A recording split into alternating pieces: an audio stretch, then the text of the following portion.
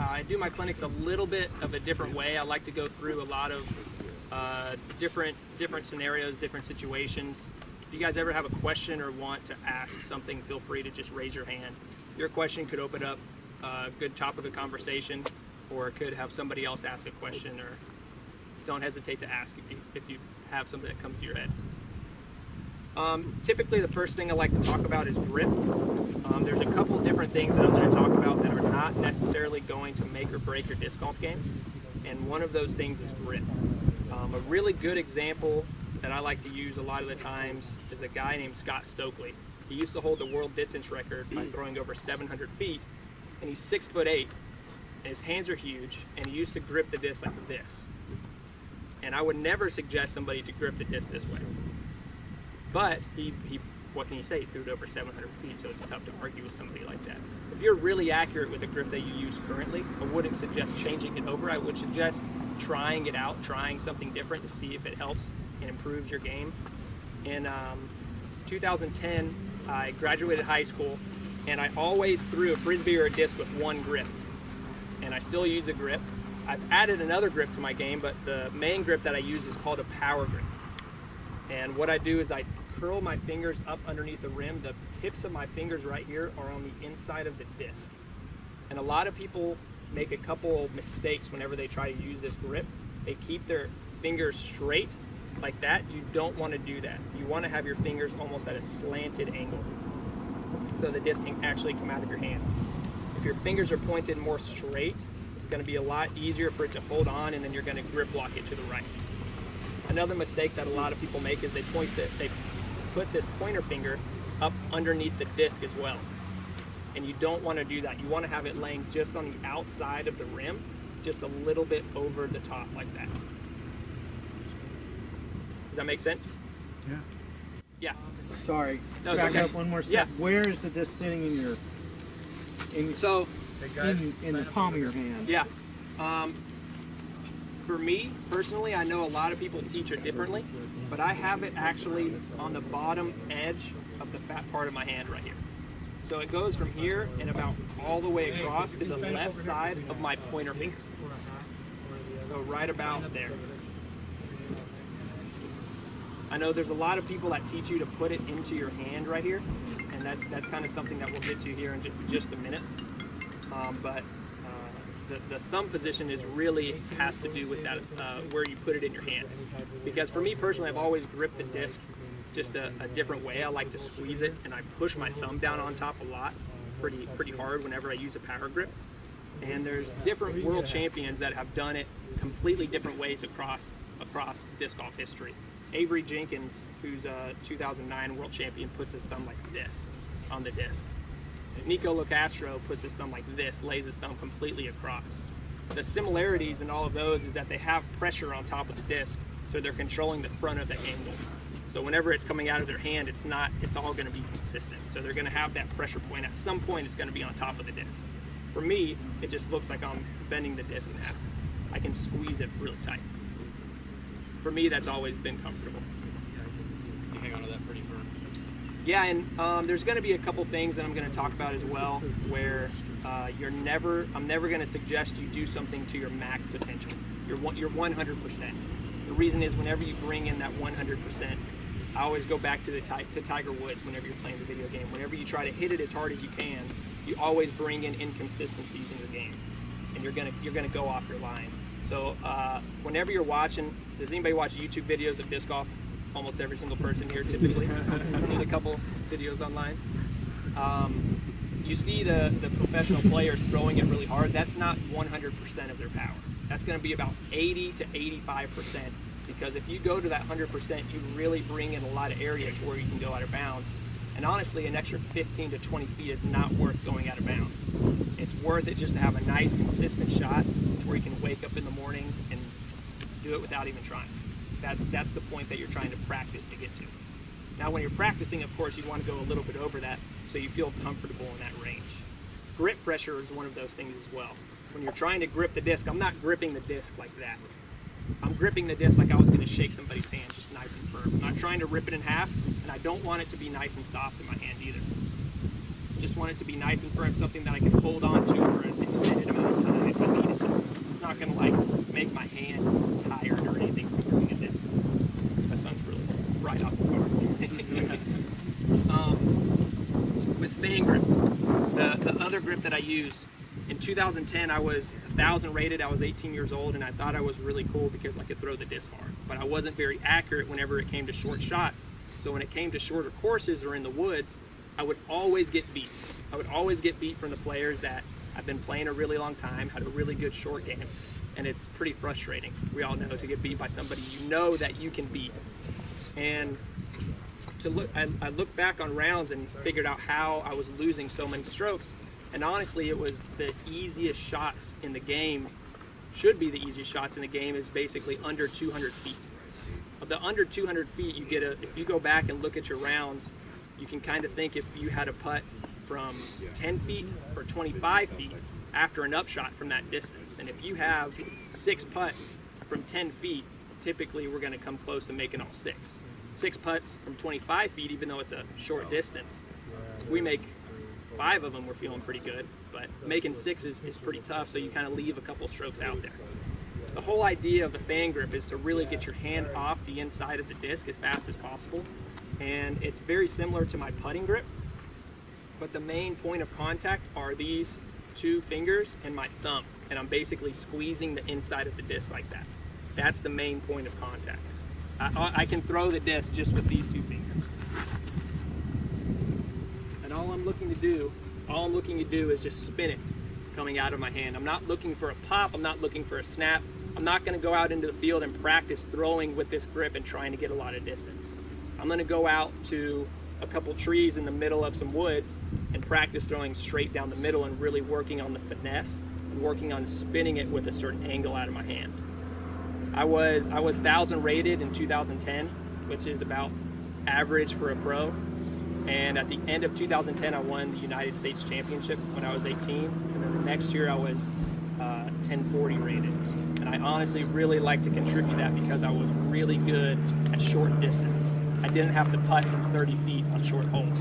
I was getting 6 birdies around just from getting the holes under 250 feet. So that's a really good example of trying something outside your game. And when I first tried it out, honestly, I hated it. I hated doing it because it would always slip out of my hand. I wanted to throw it as hard as possible, but I realized that it just wasn't meant to be thrown really hard. It's just meant to be really accurate. Any questions with that? So to go along with that, kind of with your question, is thumb position on the disc. A lot of people I see have a problem with putting their thumb too far towards the edge. I don't see a lot of people who have the problem of putting it too far towards the middle, but you just want to have it just on the outside of the disc like that. The reason is you want to hold down the front of the disc to where the nose is not pointed towards the sky. If I was going to throw this pointed like this without my thumb down, that wind is going to hit the bottom of the disc. It's going to slow it down tremendously, shoot it straight up into the air, and then go to the left. And we can probably all say that we started playing disc golf with the disc that did that. We all started with the fastest disc that we could find at the store, and we thought that it was going to go really far. Maybe. You don't have to admit it, but maybe. Yeah. Maybe.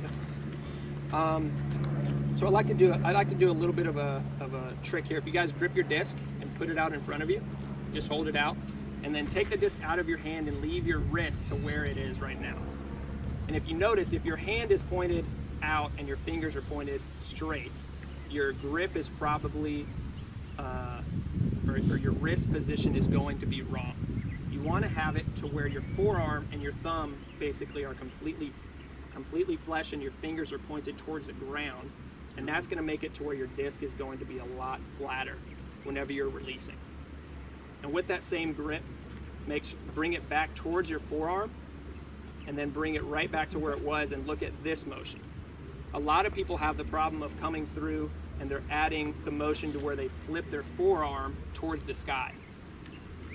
The natural motion for your wrist is going to be back to your forearm and pulling through, and that's where your natural wrist movement is.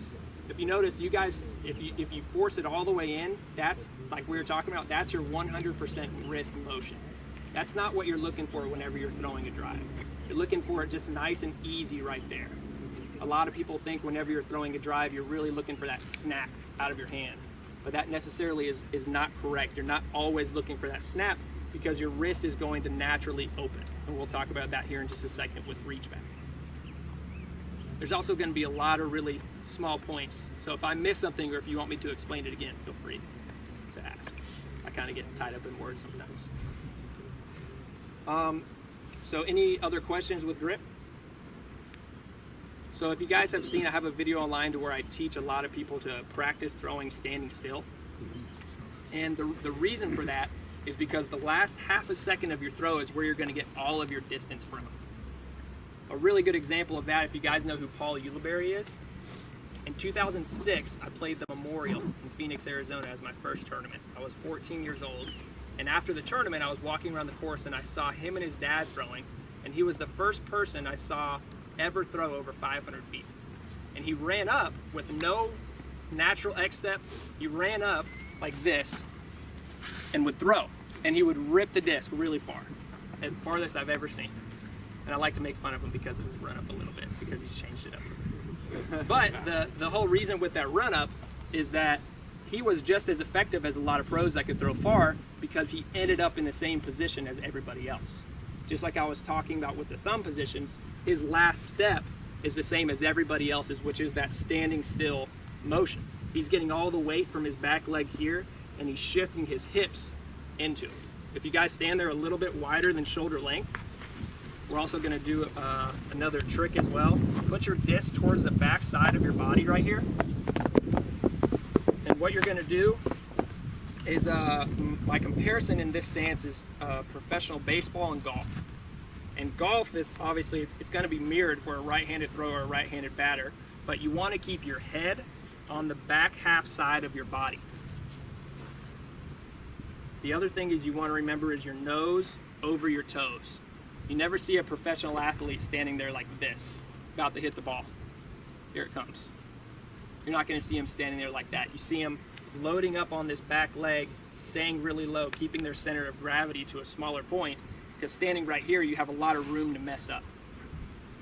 So with disc golf, anything you do, if I drew a line right there, anything you do on this back side of your body is going to be mirrored whenever you're coming through. Keep that in mind. Here in just a minute, we're going to talk about when you're reaching back.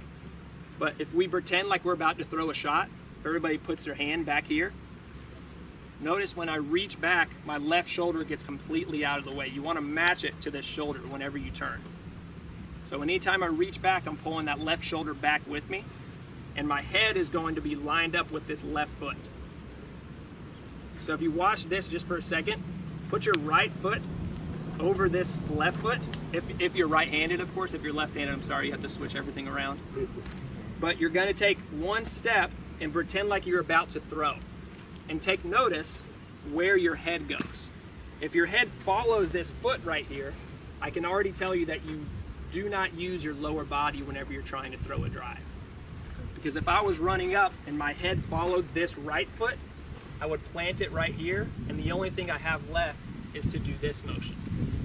And what I'm looking for whenever I give lessons is looking for this right foot as being more of a balance tool and keeping your weight back along with your head, and then your hips coming through first and driving it through that way. And your head is almost going to stay back, just like in golf. Your head's going to stay back. That shoulder is not necessarily going to pick it up, but the motion of your left shoulder is going to bring that head up. Does that make sense? So if you notice, pay attention to that last step and really make sure that head is staying on the back side of your body. And then you can really use your hips. Instead of trying to throw it with your shoulders here, you're looking for this motion right there. Your head's not going to stay in the same point, but it's going to stay on the back side of your body. Does that make sense? Are there any questions? Play an example real quick.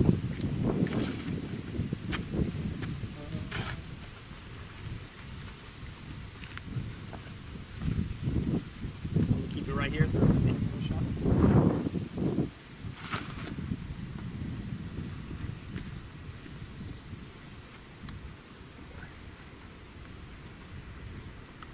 If you're going out to practice this in the field, don't worry about where the disc goes. because you're not going to be looking where the disc goes, of course.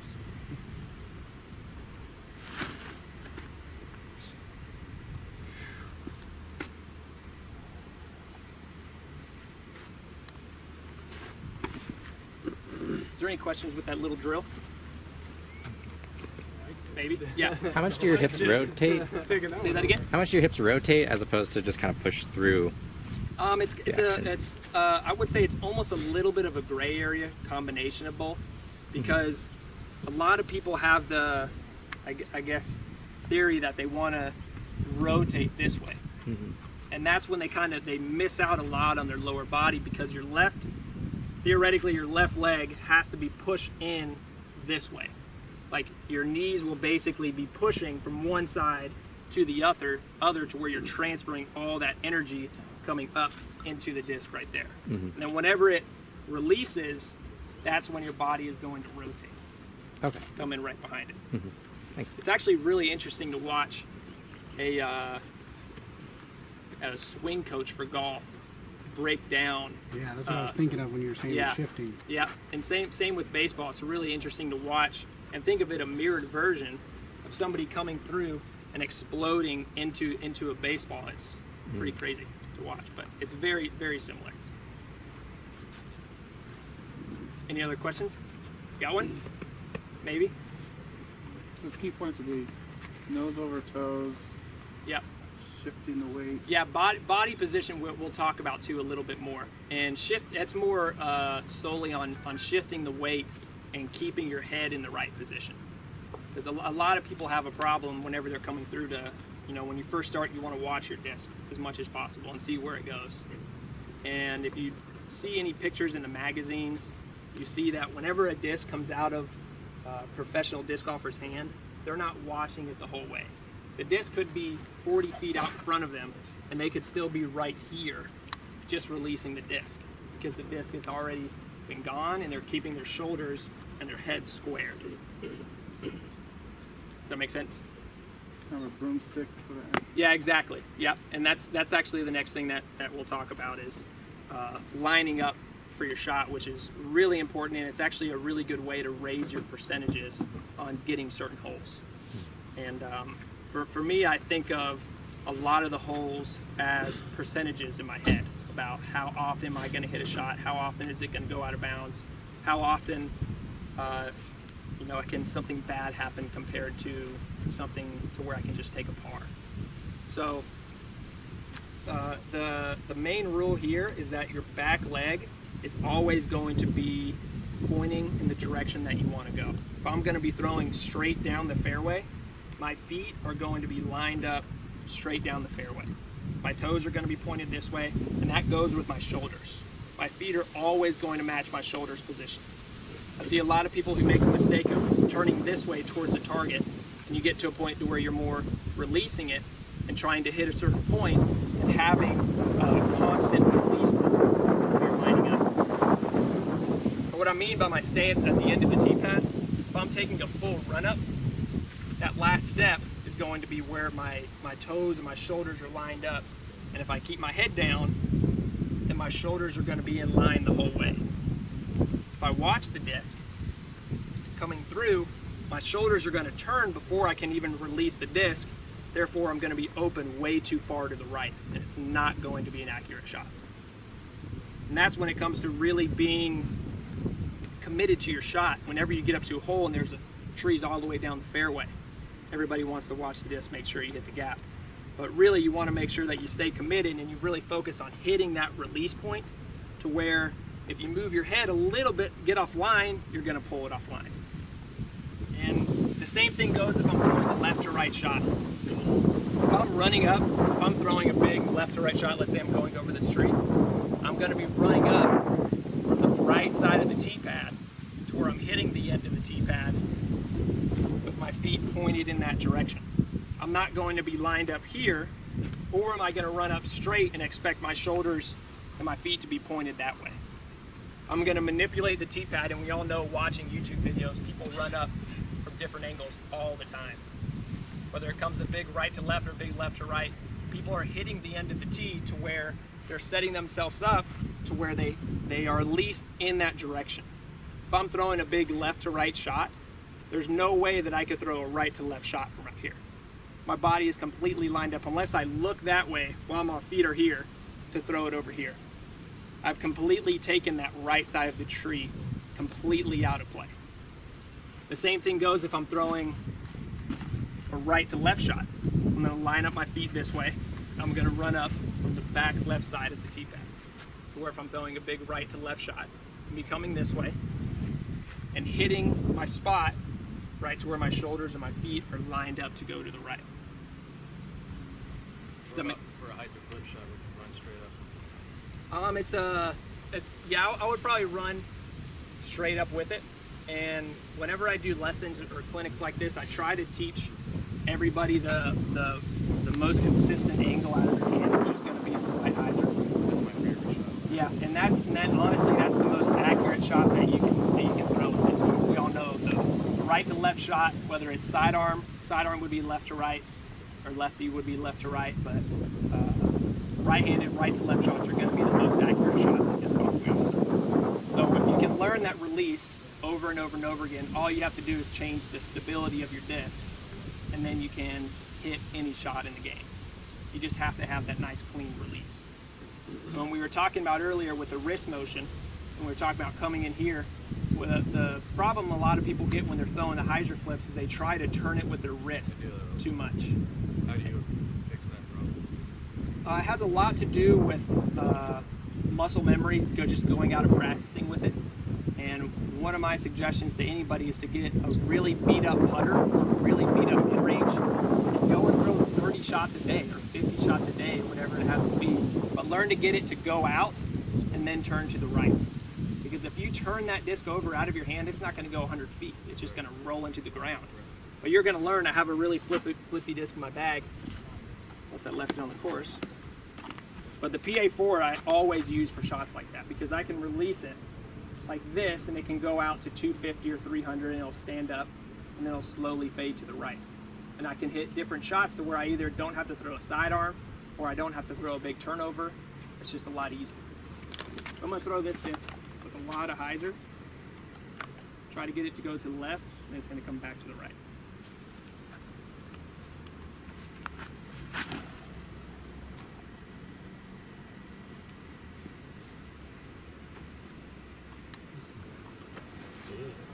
Does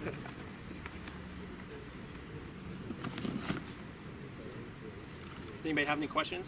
When you say people try to go with their wrist too much, Yep. what should they do instead? It has a lot to do with the follow through in the back of their hand. Because when you come through and your follow through, if it's coming this way when you're trying to throw the shot that I just had, you're not following the line that your reach back was on. Because when you reach back, your arm is going to be here, and just like we were talking about earlier, you want it to mirror on the front side of your body. So if I'm here, my arm should theoretically finish up here and come through and go through the point. So if I'm coming through and then I hit it like this and roll it over, you're going to finish that last angle with your wrist coming this way. And all of a sudden the disc, instead of being released right here with a bunch of spin, is all of a sudden right there with a bunch of spin. And then you're mixing the two angles as well, which creates that wobble a lot of times when people throw, is you're mixing this angle with this angle, which is not an angle that you can put spin on anything. You're trying to roll it this way. Does that make sense? Yep. That's a good question. Any other questions? So the next thing we'll talk about is reach back itself. If you guys want to go back into a little bit wider than shoulder length. I'll talk about a couple of the mistakes that I see a lot of people make. And one of those things, body position, you want to be knees bent, nose over toes. And when you reach back, you don't necessarily have to reach back as far as you possibly can to gain distance. A good example, there's a guy from Minnesota, his name is Alex Geisinger. He reaches back to about right here, but he can throw the disc just as far as I can, if not further. So you don't think that reach back is going to give you a bunch of more distance. It's just all about being in your comfortable range. with me, my reach back, I've always had a naturally long reach back since I was a kid, so I'm used to looking back here. But this is just a natural motion for me. So when I reach back, notice how my disc is not up high, it's going to be lower. You're going to pull through from a lower point on your body and pull through higher. And when I say lower, when you reach back, it should almost be by your hip. A lot of people have the problem whenever they're reaching back of having it too high, and you don't use any of your muscles that you build up for throwing a disc golf shot. If your arm is too high, you're only going to be using this back here. You can't activate any of the muscles in your back. You want to be going from about right here to about right here and pull through from low to high, just like you're coming right there. Now, if you're coming here higher, you can't stay low. You don't have any center of gravity. It's a lot harder to use your hips whenever you're shifting forward because you're so high up. That's one of the reasons why I really like to stay and talk about throwing with that slight hyzer, because with the Anhyzer shot, you actually have to stay a little bit higher on your body to where you can pull it across. And that typically, I don't suggest somebody to practice doing a lot of the times because it gets you out of that consistent form that we were just talking about. And that's why I suggest a lot of times to use understable discs, putter, mid-range, and learn to throw a hyzer flip. And there's only a very few, I wouldn't say a very few, but it's pretty rare to where you have to throw something out of your hand with an Anhyzer. If you can throw something out of your hand with a hyzer and make it work right to left, or make it work hyzer flip and go straight, I highly suggest doing that. It's a lot easier to throw straight with a hyzer flip shot. Yeah. Sorry. It's okay. In YouTube, I think I've heard you say, like you're picking someone up. Yes, very close to that. Yep. And if I was going to pick up my bag right here, I'm not going to be reaching down this low, but it's going to be about right here. And we've always picked somebody up off the ground, and you're going down, and when you're pulling up, even from right here, if I'm pulling my bag up, you're using your forearm muscles and then your lats all the way down your back. And that's really where you're going to get the most amount of distance. And I always suggest, if you want to improve your muscle memory of how you reach back in your form, get something that you can tie around a doorknob, like those yoga bands are really good. A doorknob is a really good height of learning to reach back and pull through. When I was a kid, there used to be a thing called the Equalizer. I don't even know if it's still a thing, but it was a disc golf product that would teach you where to reach back. And anytime I came in and out of my door, I would just sit there and I would do it 20 times over and over and over again. And it's just this motion that you need right to there. That's all you need, is working on that, because that's where all your distance is going to come from, and arm speed and all that.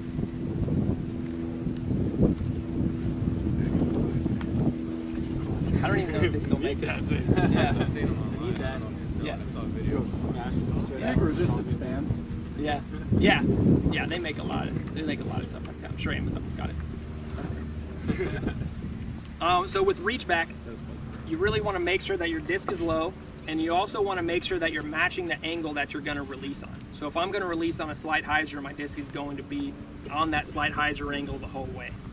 And we talked about the wrist angle a little bit when we first started, but you can really see the natural wrist motion whenever you reach back here and pull through nice and slow, but try to keep the stamp the same spot. So if you notice, when I'm pulling through right here, it's not going to change at all. But notice how my wrist, whenever I get to my front leg, is already going to be in a natural motion of pulling through. So if you sit there and do this for a second, realize that you can keep it, stay on the same line, try to keep it on your feet right here. Any shot, you want to make sure that you can see a line from your release all the way to your reach back, all the way pulling through. You always want to stay on that same line the entire way. A lot of people do have a problem of reaching back and then coming off their line here, and then whenever they start to pull through, they mix themselves up because they have to auto-correct somehow and go from here to inside to stay on the same line. but you really just want to make sure you're on that same line the entire way through. You don't want to get off that line at all. So if that line from my reach back to my release is going to be the same, the natural wrist motion is going to make your release point just in front of your right leg. A lot of people have a theory that their release point is going to be out in front of them. But really your disc is going to release about right here. And the way that I can prove that, besides showing you a really, really slow motion video, is to look at your wrist motion, and whenever you get to about right here, if we go off the theory that your disc has to stay on a straight line, the only way for the disc to stay on the straight line past your right leg is your wrist to open up and go that way. So if you reach back right here, notice wrist here, and as soon as it gets to here, to stay on that straight line, besides coming this way or off or anything, that's when it opens up and it goes straight. And that's where the wrist motion happens, is about right here when it comes through. So whenever you walk up to the end of the tee, everybody talks about their snap or their pull through, their wrist. That's not necessarily where you get the most amount of distance. Your most amount of distance is going to be your lower body building all the energy up into that disc, pulling through right about here. Does that make sense? Any questions on that? Somebody's got a question? Any drills on Keeping it low? It takes a lot of muscle memory. Yeah, it's really hard for me to suggest for somebody to go out into a field like this and throw 100 or 200 shots, because you might necessarily not be doing it right. And that's one reason why I always suggest somebody to get some of those bands, because it puts yourself in the right muscle memory. If we'll do a little drill here in just a second where you'll have a partner. You can actually come up here, I'll show you the drill. And you're right-handed. So we're gonna line up our left foot. Put your left foot, you stand actually right here where I'm standing, like you're about to throw. You're gonna line up your left foot just like this, and you both are gonna grip the disc at the same time. When he pulls back, notice he's gonna be where his reach back is, and I'm gonna be where my release is. So when he pulls through, he's gonna be where his release is, and I'm gonna be where my reach back is. So it's just a really good way to show you where your reach back and release is going to be. Make sense? So the next thing I'll talk about a little bit is run up. And run up, once again, is not going to make or break your disc golf game, but I always suggest to have at least 3 types of run ups that you can use on a course at any given time. One of them being the standstill throw. The reason for that is because it's really accurate. For short shots, you don't always need steps behind your shot. You don't need a lot of momentum a lot of the times. So I always suggest practicing with that, even if it is on a short distance. Another reason is because we play a lot in trees and long grass and stuff like that, and you don't always have a run-up. You don't always have a tee pad to throw off of. So if you need a 300-foot shot and you need to stand still and throw a backhand, you need to learn how to get that momentum or get that timing just for that certain type of shot. The next one is one that you could use on 80% of the holes, 80 to 90%, and just a standard run-up for me. I start out with my left foot, and then with the right foot is going to kind of dignify the angle that I'm going to run up on, and it's going to start lining up my shoulders as well. Throughout my entire run-up, I'm never going to have my shoulders pointed towards the target this way. I always suggest whenever you're lining up a shot, if the tee pad is right here, I always suggest to already kind of cheat the angle a little bit and line up your shoulders this way compared to lining it up right here. Because at the end of the tee, you want to be pointed right here and almost looking down this right shoulder when you're running up. So I'm taking that left step at first and the right step, just nice and easy, right here. And then my last, I'm always going to keep my eye on the angle of release that I'm going to try to hit. And then I'm not going to be looking at anything whenever I reach back, but I'm going to take my eye off the target. You don't want to be keeping your head towards the target the entire time, because you're gonna take away from your reach back, and it also does not help with your accuracy. You're going to be watching, and then your arm's going to come through so fast that your head's going to move too much. It's also going to move your shoulders as well. So you really just want to stay nice and low. So when you're coming through, that head is on the back side of your body like we talked about, and then it's coming through towards the target or the spot that you're aiming at. Got to apply to a short weighted shot too. Yeah, and for me personally, I don't always aim at the basket. Right. I always try to aim at something that's around the basket. Something Like, you know that it's going to fade from. Right, exactly. And I try to see the shot, we kind of talked about it a little bit, I try to see the shot from release all the way through the shot to where I want it to land. So if we were going out here, I would look at the sign, I'd look at the tree line in the distance, clouds, whatever it's got to be. Always walk up to something and have some type of aiming point to where I'm going at, and know that if I hit that point and I either follow through in a certain motion or hit it with a certain stability of disc, I can see it do that turn or go to the left or go to the right from there. I've done that where you look and you have a target in sight, and then you drift off toward the basket, then you drift. Right, exactly. Yep. Yep. A lot of, it has a lot, like you're just saying, has a lot to do with vision and just kind of keeping focus. You only need focus for 4 seconds when you're on the tee pad. You don't need to stand up there for too long. You want to get up there and see the target. Hit it. They say golf is just 7 seconds of focus every tee. Any questions? Next thing we'll talk about is sidearm. Oh, the last run-up, I didn't even talk about that. The last run-up would be, something that you use on an open hole that doesn't have a lot of obstacles, doesn't have a lot of danger as well. And it's a way to kind of manipulate a tee pad. So by manipulate a tee pad, you watch a lot of YouTube videos, of course. The tee pads aren't necessarily all perfect. They're always have something on the back side of them, and if you need to take a little bit of bigger run up and the tee pads are shorter, or there's a hill or an incline, or the tee pads raised up, there's a bunch of different things that could happen. But you need to be able to have your timing to where you can hit your steps and still be able to be as accurate as possible and be able to hit that last step, which is really the determining factor in your shot.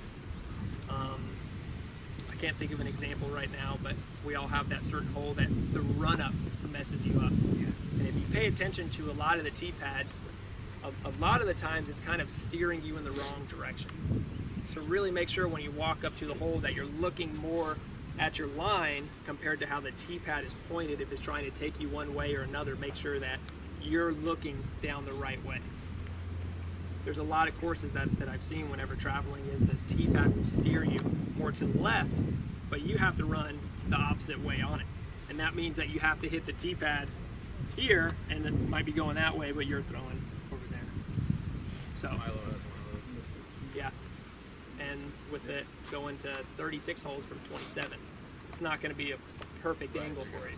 Right, exactly. And you have to be able to know how to run and take 2 steps and then take an up step with your back foot, or take the higher step with this foot and then do your X step, and then it's a little difficult sometimes, but I always try to go through it a couple times before you release it.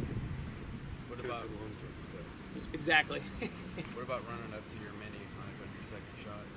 Like in tournaments, I just watch the mini so I don't foot fault. It helps me keep my head down, but Yeah, it kind of takes you away from your shot too, right, as well. Right. I always suggest it's one of those things, like if you think about it, it's a lot harder. Right. Because, and I've kind of tested myself as I'll go out for a tournament and I'll put a disc down on the ground whenever I'm warming up. Just because I know there's either a lot of par 4s that I need to take a little bit of a run up on, but I know that I'm going to hit my spot right here, and I'll throw all my warm-up shots behind a stack of discs. Okay. Just to know that I'm not doing it. And that's when you go to that second run-up that we were talking about, that you have at any point, at any given time, you have it ingrained in your brain. It's like your cell phone number. You're never going to forget your cell phone number. You're never forget your 5-step run up on a tee pad. So where if a disc is there, you could almost close your eyes, or you know the exact distance that you need. You're not going to unnaturally step like this and go over your mini. And I always suggest learn to stand still, learn to have that one run up that you can use on just about any tee. It's not going to be long. It's going to be in that 80% that we were talking about, to where it's not your max potential, but it's something that's always going to be comfortable for you. Then the other one is going to be to where you have to manipulate the run up. It's not going to be the same, because either the tee pad's too short or the tee pad's pointed in a different direction, but there's always going to be different types of elements on each hole. Honestly, no course has perfect tee pads that I've came across. There might be less than 10, and I've played a lot of courses. But you're going to have to manipulate it one way or another, and then you kind of have to change your run up from what you're used to. Is there a range of steps you should try to keep it at? I feel like if I try to run too many steps, I'm out of control. Yeah, exactly. If I try to take too many to get more power. And honestly, I would say all those run ups, including a little bit of a longer one, is going to be 7 or less. Like the middle one for me is 5. It's going to be 1, 2, 4. I don't even know. It's 4 steps. Okay. For me, it's the left, right, and that's my average run up on on basically 80% of the holes. If anything, if I'm going to get crazy, I'm going to start out with my right foot and then go to the left foot, like I'm kind of walking onto the tee a little bit. And then if I'm trying to throw a little bit further, is I'll scoot back and then take it a little bit faster if I have to. If there's no danger around, or if I'm just mad and I want to throw really hard. So maybe practice trying 4 and just see where you're at, and then kind of... Exactly. Yeah, I think 4 is good. I see a lot of people who really have 3, and they just line up their shoulders and they go with this. And that's it, just because they can keep their shoulders squared. And if they keep their right foot is going to go toward wherever they're going. If they're throwing it straight, then they're keeping their feet on the same line the entire way through. Just from right here. And if they're throwing a big Anhyzer shot, that they're lining it up this way, to where they're coming through, coming across the body. One thing that I really wanted to talk about too was follow through. Follow through is really key. I think it's something that a lot of people forget about, because it not necessarily is something that's a full motion, and it's something that happens after the kind of hit of your throw. But it's really important because it's going to help your longevity from playing disc golf. I went out to a field when I was 16 years old, and I practiced throwing 360s because I saw the world distance record holders were doing that. And I didn't know how to do it, but I could have really fast arm speed, and it would go far into the middle of the field. But what I didn't realize was 2 weeks later, I had the only back problem I've ever had playing disc golf is my lower right back was really tight, because when I came through, I wasn't following through enough. And what happened is, when I would come through, instead of just having a regular follow through, you have to almost follow through with the amount of pressure that you're throwing. If you guys ever watched like really long distance contests, you realize that they spin around afterwards, because they have to put all that pressure, all that movement into space somewhere, to where it doesn't just stop on their body. Same thing that goes with their knee. Whenever they're coming through, they're not going like this and putting all that pressure on this knee to where their hips are turning, but their knee is sitting still. That's why a lot of the times, tee pads that have too much gravel in them, if a piece of gravel is right here, your knee won't turn too much, you'll notice that it's not going to be an accurate shot, because you can't twist around. And that's really dangerous whenever it comes to your knee having a lot of problems. With follow through though, it has a lot to do with how your hand is finishing the motion, just like how we were talking about a little bit earlier. Whenever you guys first started out, you probably had a problem with the disc going up high into the air, and everybody started throwing a frisbee at some point. We've all thrown a frisbee on the beach. They're used to kind of throwing it up into the air and getting air underneath it, and it would fly straight. with the disc golf, you have to make sure that your follow through for a low line drive is going to be underneath your shoulder. So when I'm coming through and I'm throwing a pretty standard shot, I'm keeping this hand after I release below this shoulder line. I see a lot of people who make the problem of coming through and going like this. And as soon as you go like that, you're leading your disc towards the sky right at the last moment. You really need to keep that disc low and finish it right there and pull your hand underneath this shoulder the entire way through. Does that make sense? I'll throw one, watch my hand whenever I throw this shot.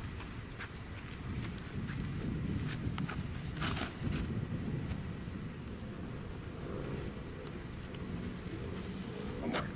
I was a little rusty on that one.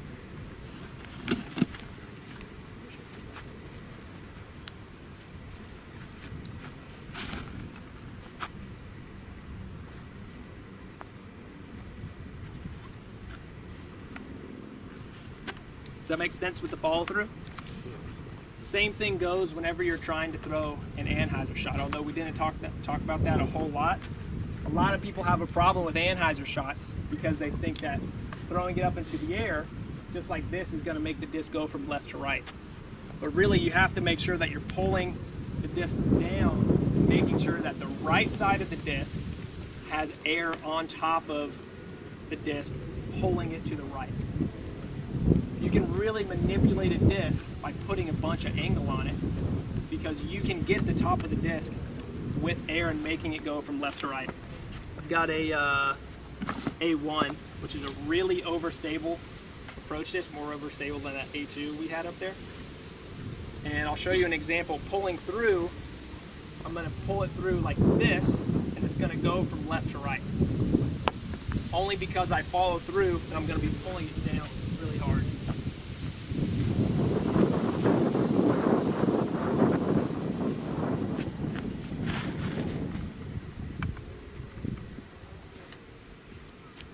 One more. Just slip.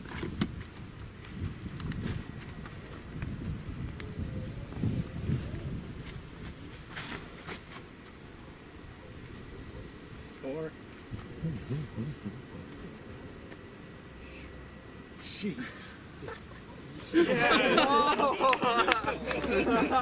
Sorry. Of course, on camera too. We do it all the time. It's cool.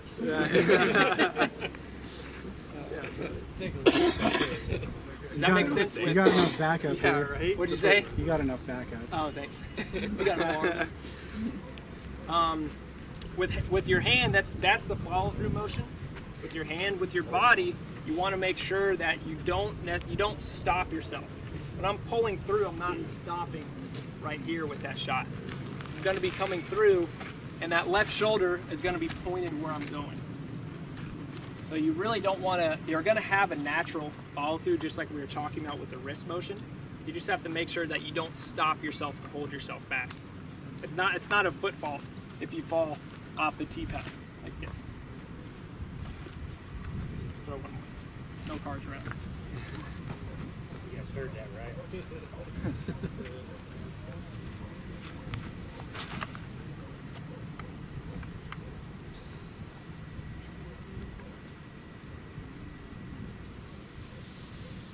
Off the road.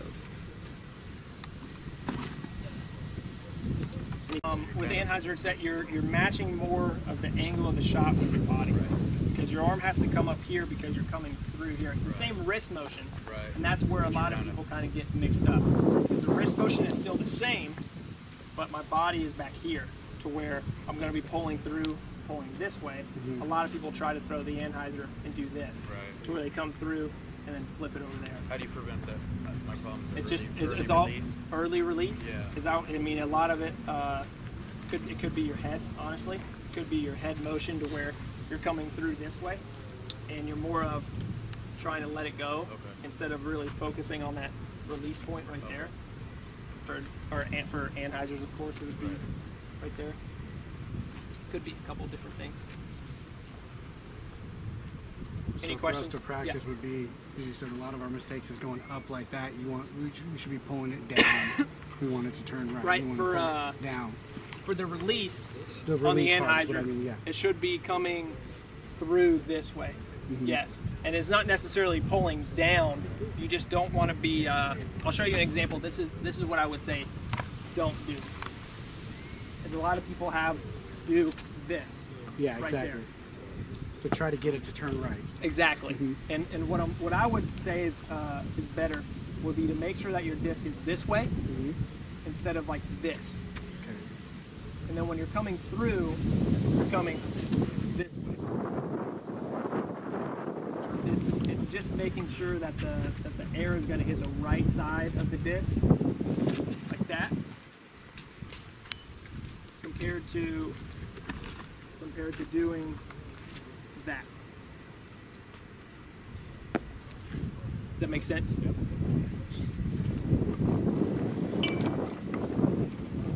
Any other questions with follow through? So really, you don't want to follow the disc.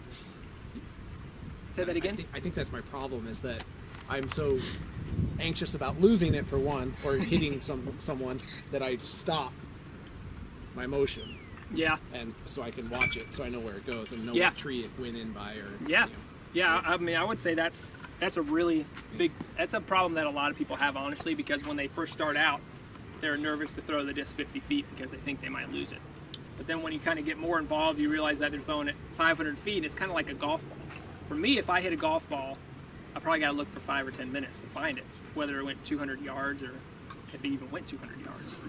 But with disc golf, you just get used to where or how the disc flies a little bit more. You know, of course, it takes some repetition and muscle memory, but you kind of start to just have a sense to where the disc is whenever you throw it.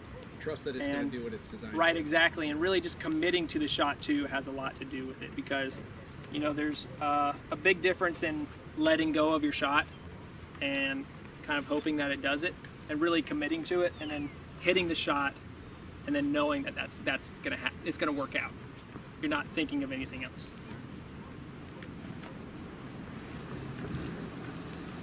And that's actually a good thing about release. With release, a lot of people think that you open your hand whenever the disc is supposed to come out upon release, and also a lot of people think that it's supposed to rip out of your hand. And really, there's no true real answer, because the answer is it's a little of both. And the disc is going to rip out of your hand. I can feel it on my fingers go backwards on my hand, and with not necessarily letting it just rip out, because at that point I would always grip lock it. But I'm not opening up my hand either, because there would be no power at all if I was just going towards the target.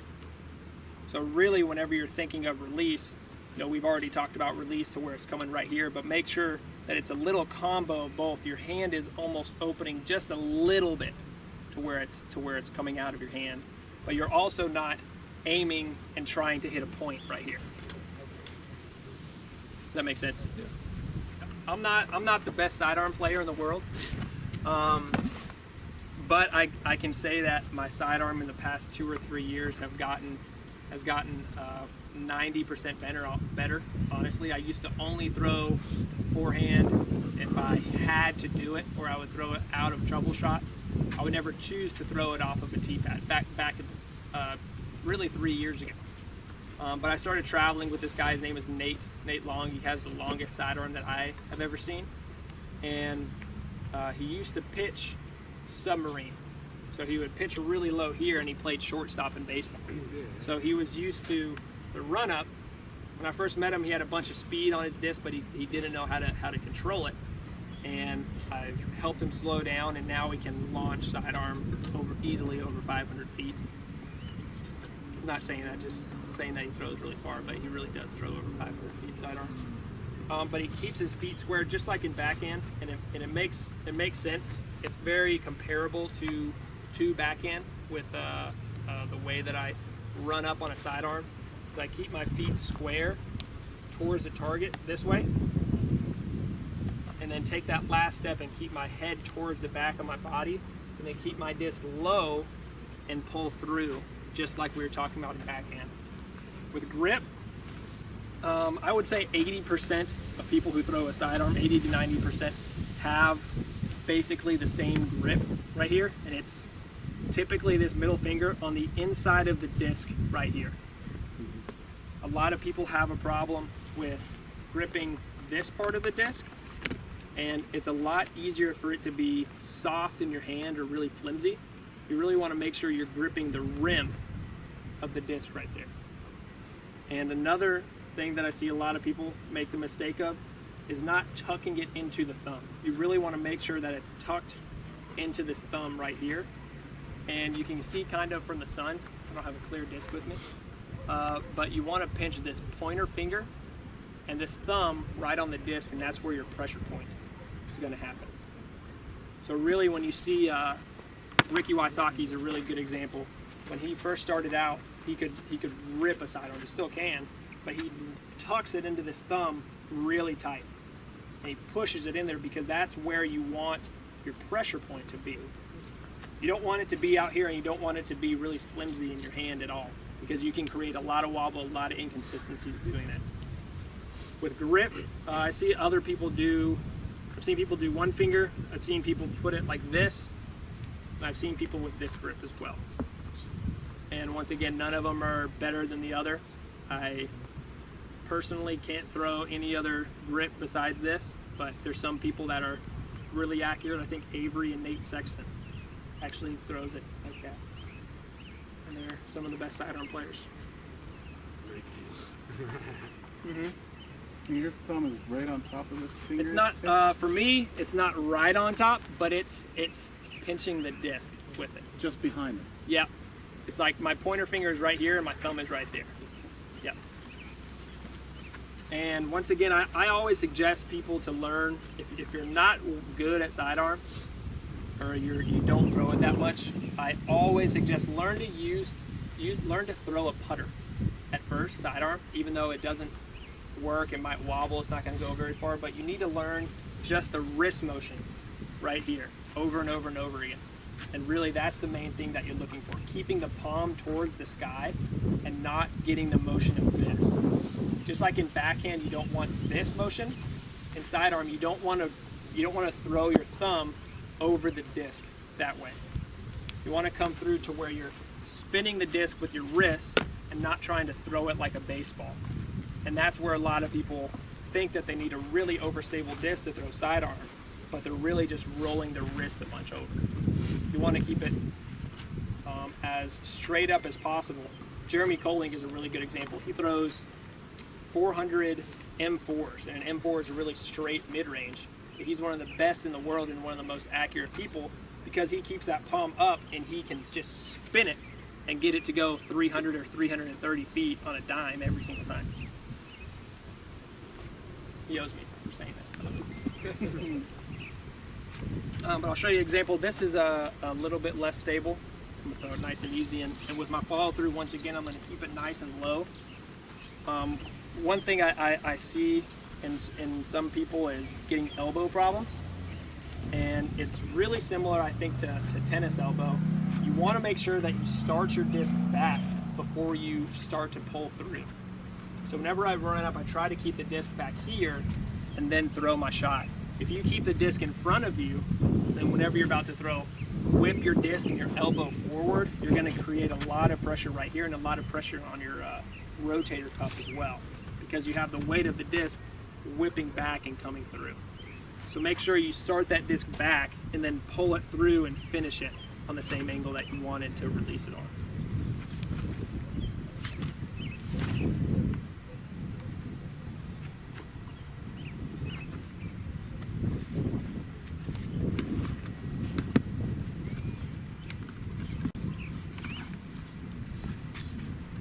And one of the problems actually I've noticed this year is when I plant my left foot, if I keep this left foot straight and stay up on top of it, it's not typically a good shot. I really need to keep my legs bent the whole way through my shot and come through that way, just like that.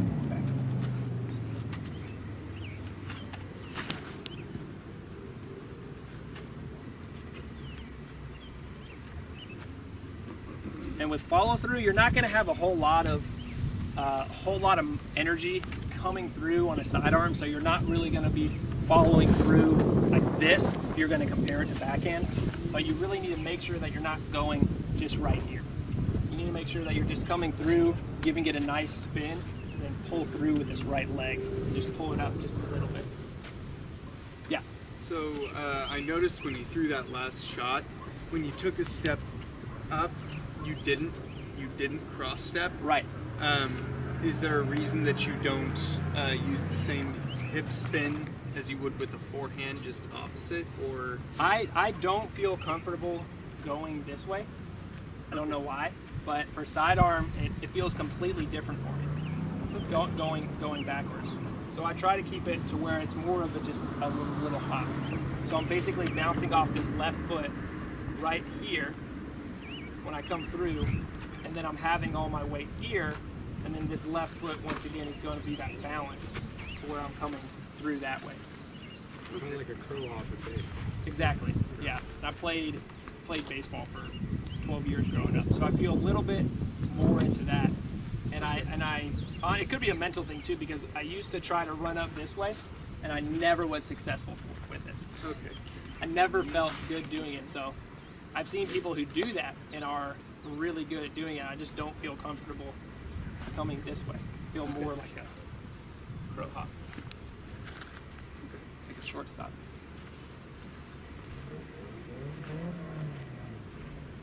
Makes sense. Yeah. Yeah.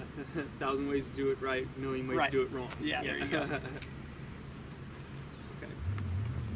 Any questions with sidearm? Didn't hear you say anything about like a bullwhip sort of. Yeah, and it's once again, it's just really similar to backhand. You know, you're not looking for ripping it through with the wrist. You're looking for the same amount of energy put into your wrist as you're in with the rest of your body. Because when you start to really focus on ripping your wrist through, but your body not coming through as hard, then you get a lot of inconsistencies, and you're going to be pulling it, and you're not going to be that accurate with it. But if you're running up and you're trying to get more distance on a sidearm, your wrist is going to be a lot more useful, or you're going to have a lot more energy in that throw from your wrist. So if it's a shorter shot, I'm not going to really use my wrist and focus on that. I'm really going to focus on my entire body having the same amount of energy behind every single point. So with a short shot, I'm just making sure that it's the same way all the way through, the same tempo. And I think that is really something that I should have touched on with backhand, is that a lot of people really think that for a longer shot they can run up nice and slow and then have a really hard pull through, but you really want to make sure that all of the parts of your throw are matching the same energy. And that's the reason why I strongly encourage to learn how to throw standing still, because you don't need a lot of energy. You don't have inner energy in your legs except for reaching back and pulling through. So it's really low. It's really easy to control. The consistency level is going to be there.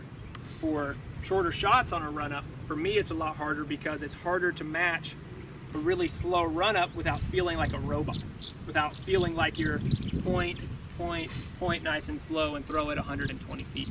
It doesn't really make sense to do that in my mind anyways.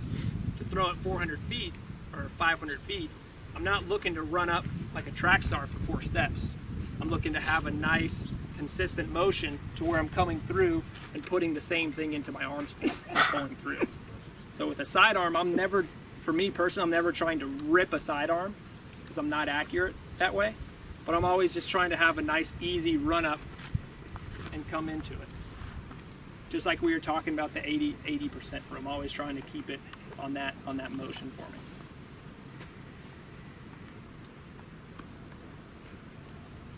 Any other questions? Should we all throw one at him? Send out there? He's out there, just, I need one. You can hit him.